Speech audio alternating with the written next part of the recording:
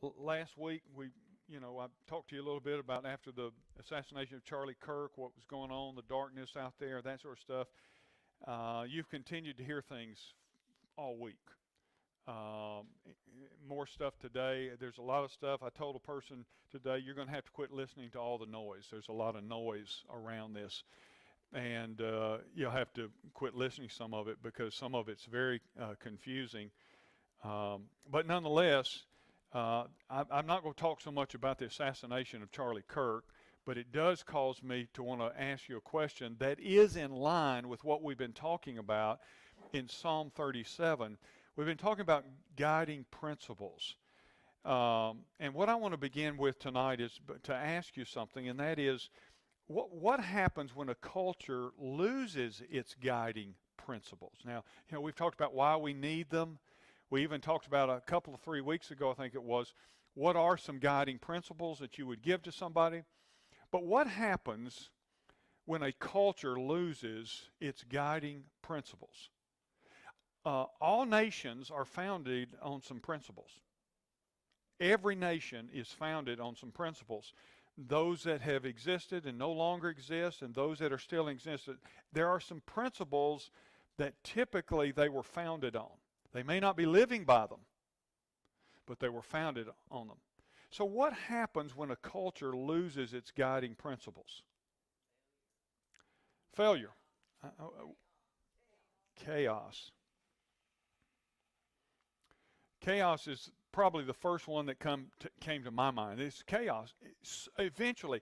Now, here's the thing about losing the founding or guiding principles. It takes a long time for that to happen, to show up.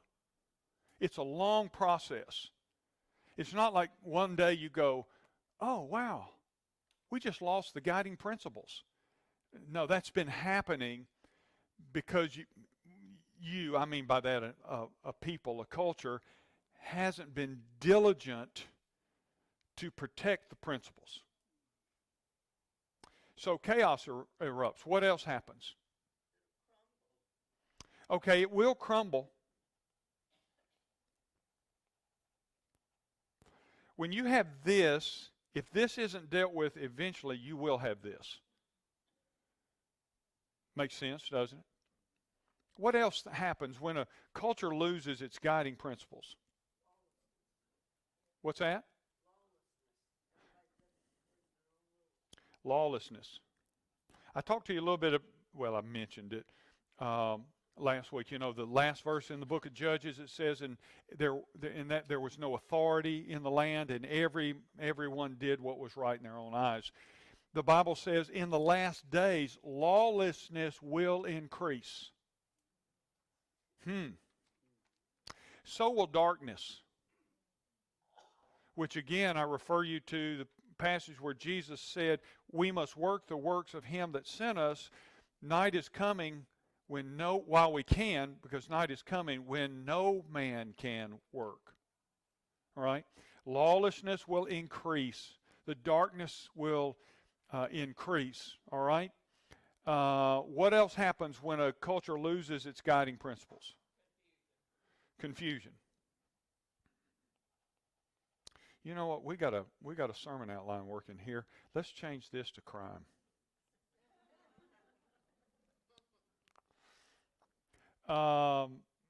What else happens?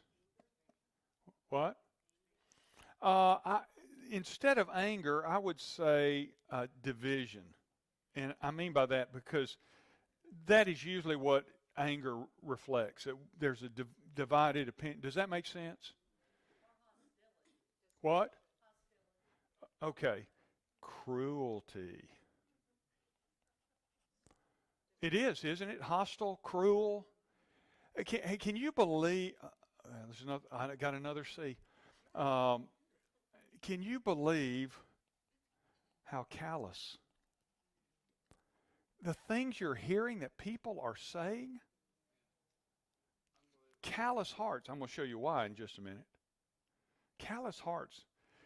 And when a person becomes calloused, they'll become inhumane and hostile, Margaret, or cruel. And you look at how can somebody do something like this or something like this or something like this and think nothing of it? But their hearts have become hard and calloused. And so, look, you look back at the Nazi regime, and you say, how could a human do the things they did to other humans? They have to get to a point where their consciences have been seared. Romans 1 talks about that. We're going to look at that. It brings me back to what that Left Behind series had. It was just. You mean the description of those, and that's a Left Behind series deals, of course, with tribulation and the stuff. But yes, that will be a characteristic of the final days again. Anything else? You don't have to have a C word. I'm just. Okay. Loss of respect. Boy, that's true. That's why you can shoot a guy because you don't like his message because you don't think his life has any value. And this is like abortion. You have to disconnect the idea that a fetus is a human in order to do that. And by the way, the pros are good at that. They're saying, oh, this isn't a human being. This isn't really a baby. Here's what they did. They call it tissue. It's just tissue, you know. All right, a couple more things, and then I want to get into something here. No shame. I would say, well, I think that could be reflected in a bunch of things. Shameless. Yeah, not embarrassed by sin. Well, I mean, shameless you can apply to a whole lot of things. But I'd say more even about sin, not ashamed of sin, you know. So, yeah, in the back. What? Greedy. Boy, is that true. You know, I'm trying to think which of our founding fathers. He quoted a European philosopher, I think it was Thomas Jefferson, who said, if the American people ever realize that they can vote themselves money out of the public largesse, our culture will collapse. Greed. If they ever start saying, hey, I found a way to and boy, this is a greedy culture, is it not? You know, which is, by the way, greed causes a whole lot of other sin, right? And it causes you to care less about other people, right? One or two more. Hang on just a second. What? Collapse. Yeah. Well, I'm going to put that with this one. Collapse. It will happen. It's going to happen. Somebody said something over here.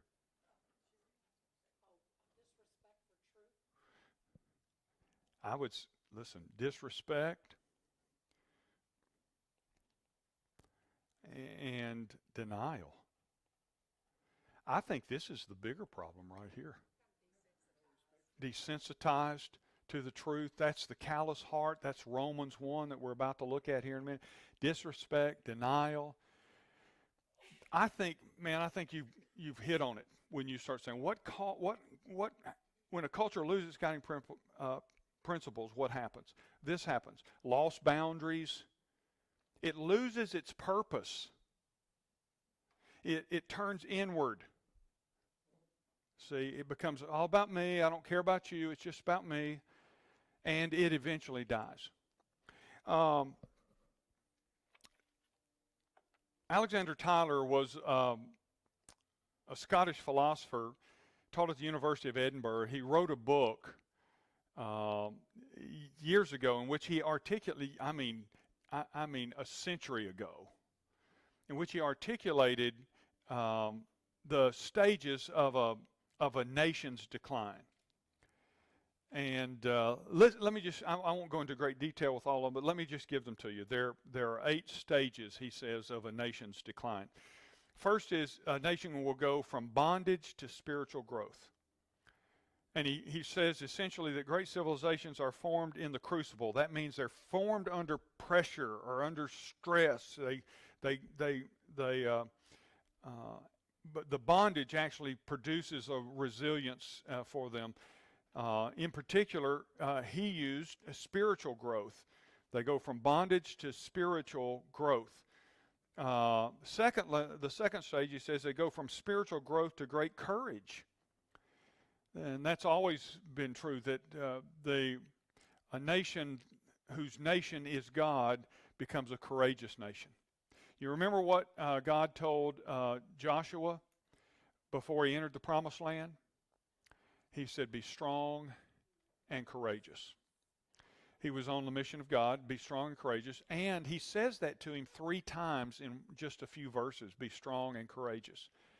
But I'll be with you, be strong and courageous. Spiritual growth leads to courage, the right kind of courage. And so he calls that stage 2. I could say a lot more about that, but time won't permit that. So let's move to stage number 3, from courage to liberty. And here's what he essentially says there. Courage causes you to take a stand. And in that sense, nations, when they would move to this stage, courage to liberty, they were willing to fight and, if necessary, die for what those principles were they were building their nation on. We can look at our history. We see that. The American Revolution was an example of that. They go from courage to liberty, and they're willing, if need be, in some cases, to die so that the generations coming behind them will have liberty or greater. The 4th stage, he says, is from liberty to abundance. Freedom, contrary to communism or socialism, brings prosperity. And by the way, this is, our universities today are not teaching this. They're teaching the opposite. Socialism and communism are the path forward. And it's like it was here in America in our universities. They were teaching communism and socialism. Many of the professors were communist or socialist and were secretly pushing that agenda. Go read Whittaker Chambers' autobiography called Witness, a fascinating book. He worked for Time magazine. He was a communist and a communist leader in this country. He changed.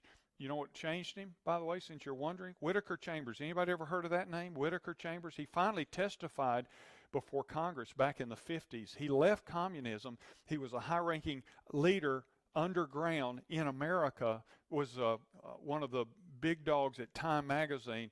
But you know what caused him to leave? First of all, he began to see the bankruptcy of their principles.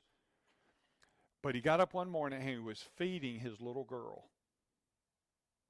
And as he fed his little girl, he said, I can't raise her that way. She will miss life if I raise her that way. And second to that was he determined there has to be a God. And he later got saved. And then he was he was communism's worst nightmare in America. This was back during when Nixon rose to power, because he was part of the group that pressed for the exposure of communism in Hollywood. Well, y'all didn't come here for that. So from courage to liberty, from liberty to abundance, abundance again being a kind of prosperity that happens when people are free. That's why you hear terms like free market economy and that sort of stuff. Number 5, stage 5, from abundance to complacency. You get it? Yeah. Instead of allowing the principles that have brought you to that place to continue to drive you forward, it becomes, well, I'm going to take a break. I'm going to rest. I'm going to like that. So from complacency, from abundance to complacency. And then 6th stage, Tyler said, was from complacency to apathy. And really, if you lose your drive, you won't just become complacent. Eventually, you'll become apathetic. And apathy has manifested itself. We're seeing that.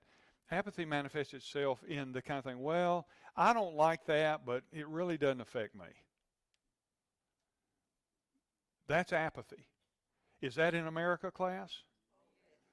Yeah, I'm not for that, but I'm not going to get involved because it doesn't affect me. I hate it for there and there, but it doesn't affect me.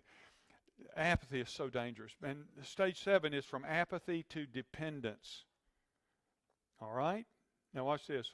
When people, they say, hey, look, I'm just going to live in my box. Guess what happens? We really do need each other. And what happens is they start looking for somebody to take care of them, which gives the government incredible power. And then that's why they also, if something goes wrong, they blame the government. And then they say, you got to take care of this. You got to fix this. You got to fix us. You got to. That's what happens after apathy. Apathy says, well, all I'm concerned about is my little bubble. And consequently, it starts looking and depending on everybody else to make their bubble work. Then the last stage, he says, and I've gone through these very fast, but from dependence back to bondage. You see, when you start depending on somebody, you become their slave, don't you? As we've seen in America. There's some of that. So I share that with you because I believe America is pretty far down this list. Now, I don't think that means there's no hope for America. Don't hear me say that. I think, and I've said this for a couple of years, I think we may be moving toward a great move of God. I didn't say it in the first service Sunday. I said it in the second service. Do you know Gen Z? I think I said, did I say something about Generation Z in the first service? Okay, that they are now the most spiritual, they're projected to be the most Christian spiritual generation in decades. Isn't that exciting? I don't know. They're the young ones. They're the young ones. They're I think your high school and college crowd now. I think that's who the Gen Zers are. And we're here, and that makes sense because we're hearing all kind of movements across America on these campuses. It is unreal what God is doing. You hear about, because the media gives you the narrative, you hear about all the left-leaning groups on these campuses protesting the Jews and that sort of thing. They're not giving you the report of hundreds and hundreds of students that are coming to Christ on their campuses, getting baptized. They're not telling you any of that sort of thing. Yes, sir.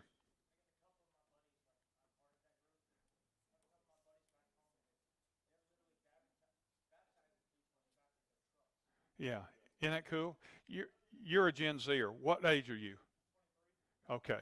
So 13 to 28. Okay, you're one of the older ones then. So you're the old man of the Gen Zers. See, that's what you. But that group, they are telling us, is becoming. That is so exciting to me to hear that, and you can see it. And when you start looking around, you're not hearing the reports of how God is moving on these campuses. All you're hearing is about the renegades. And by the way, a really small element. But you would think it's the dominating element. By the way, they are being led by heretical professors. But nonetheless, there's some really cool things going on. I think we're on, I don't know what that means. Could be 10 years from now. It could be 3 months from now. But I think we may see a mighty move of God. Historically, almost all of the great moves of God in this country have come at extremely dark times in our nation. And there have been some dark times that we don't talk about. Dark moral times. And so that, and then almost all of them have been started by students. Not every one, but almost all of them. When God began to move in students, he began to move across the culture. That's pretty exciting. Hang on just a second. Let me get here. Pastor, as I've read throughout the Old Testament and these list of 8 that you're listing here, we saw the Jews doing that repeatedly, over Y- and over. Yeah, you mean as a people rise? Yeah. Hmm. So we're no different than No, the Americans don't get that though. Sure, they think, oh, we're America, so we're just going. America. Here's what America needs a wake-up call to. There is no guarantee that America is just going to exist and exist. Every great culture, in fact, cultures larger than us that survive longer than us have all gone away. And Americans, we think, but we're Americans. It's not going to happen. But he's God. And he controls the nations, their rise and their fall. And so it doesn't matter how sharp, how powerful, militarily, however, if God decides, I'm tired of how you continue to behave, judgment. But that's our example, and we're not even listening. Well, that's true. We don't get it. And the reason is because we're at the stage of apathy. Where, yeah, it's not affecting me. I don't like that, but that's what I do think last week happened was a little bit of a blow to the head for not just literally for him, but for us too, to realize, wait a minute, we better wake up. We better wake up. Now the question will be, are we so far down the road? And you say, well, the administration is making a lot of changes. Yeah, but the next administration could change every one of them. You know. So.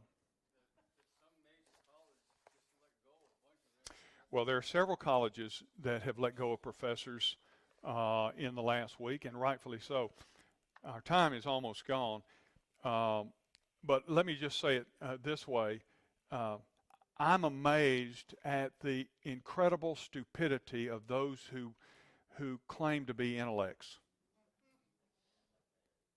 That's what amazes me, that these great intellects aren't smart enough to know that they can't just start applauding the death of another human, and not be some. This country still has a foundation, a moral foundation. It just needs to be brought back to the surface. And but here's what you'll always see about the left and progressives. They believe that everybody thinks like they think. So they believe they can say whatever they want to say, and everybody's going to go, oh, Dr. Whistlebritches said. You know. And so it really is a demonstration of their ignorance. But they actually believe that everybody, and the reason that is because they live in an echo chamber where they never hear anything else, because they have so intimidated the opposition. That's why they hated Charlie Kirk. They have so intimidated the opposition that people were afraid to say anything. I have in the last 5 years preached messages where I've had people come to me and say, Pastor, we're concerned for your safety. Because we're on television, radio, and all that sort of stuff. And I get it. But I say, don't worry. Here's the deal. It is just a reflection of the fact that we've been so intimidated by the culture that if we're afraid if someone speaks truth, that we all, look, and this proves that there is a danger and cost. I'm not saying there isn't. But it will get worse if we don't stand now. You know? So let me wrap up. Are y'all okay if I wrap this thing? We never did get to Romans 1. We'll come back next week and get to, I just want to show you something quickly in Romans 1 next week. And then it's still related to Psalm 37, which we will get back to maybe next week. Did I not give y'all number 8? Bondage. Back to bondage. From dependence to bondage. of a nation's decline. I'll come back and I'm going to give you these. There are three things to go. So I've got another thing that I want to mention in relation to that, and then we'll go to Romans chapter 1. And from Romans chapter 1, we'll piggyback back into our guiding principles for life. So there really is a method to my madness, okay? I want you to know. But so what I'll do next week is we'll start off by talking about, and y'all can think about this. I know y'all were wanting some homework. So here, you can think about this. Just think on this a little bit. So I've just given you these 8 stages, right? What causes the 8 stages? So now don't get confused. So here's what we started with. What are Alexander Tyler's 8 stages of a nation's decline? These 8 stages, you will see these 8 stages play out, he said, in a nation's decline. And he went back and studied the great civilizations and said, you can see it repeated. And Sherry, you're right, you can see it in Israel too. You know, you can see it, the same kind of thing repeats over and over. And he said, those are these 8 stages. But our next question is, what causes those stages? If those are legitimate, and you could debate those, and there are sociologists that differ in their list, but they're all pretty close. I've looked at several of them. But what causes these kinds of stages? What causes the progression of these kind of stages? And that's what I'll talk to you about next week as we go into Romans chapter 1. So if you want to do something, because I'll ask you the question, so you can respond next week, when what causes the stages, the 8 stages. So you're going to have to put your memory to a little bit of test. You're going to have to sort of kind of remember the 8 stages. If you want to cheat before next week, you can go online and just look up Alexander Tyler's 8 stages of a nation's decline. Okay, you can cheat that way. If you need to, cheat. And you have permission. The pastor is giving you permission to cheat on this particular assignment. But what the question I want you to ponder this week is, what causes those stages to play out? Now, there's some explanation within those, but I think there's a more, I'm going to give you 3 things that cause those stages to play out. You'll see what I mean when we come back next week. And come back ready for Romans 1. Read Romans 1, especially the latter part of Romans 1, because that's where we'll spend some time, and then we'll go to Psalm 37 for guiding principles. Alexander Tyler, Tyler. And so, okay. Any questions about that, your homework? All right. And if you don't show next week, we're going to send a truant officer after you, okay? Y'all have any questions before we go? Anything else? Well, I hope that was somewhat helpful, but I am setting up something where we're going. So, all right. Is anybody here tonight, you're not sure if you died?